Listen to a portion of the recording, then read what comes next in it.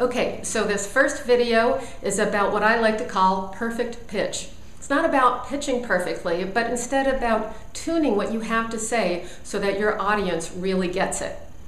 So what that means is you have to understand your audience and what it is that they care about. I mean, it's human nature to talk about the kinds of things you're interested in.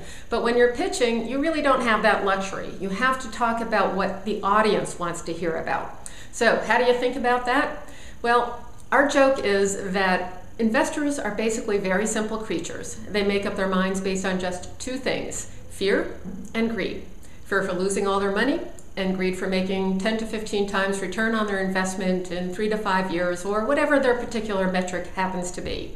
Now, if we're going to be fair about this, we all make up our minds that way. It's just a matter of what we're fearful of and greedy for.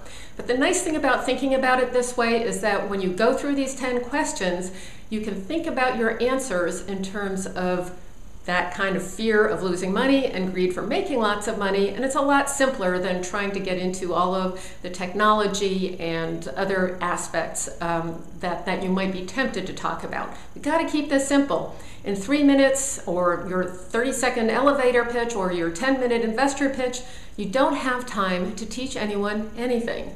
All you can do is get them so excited about what you're doing that they can't wait to learn more. And that's the point to thinking about what your audience cares about in terms of fear and greed.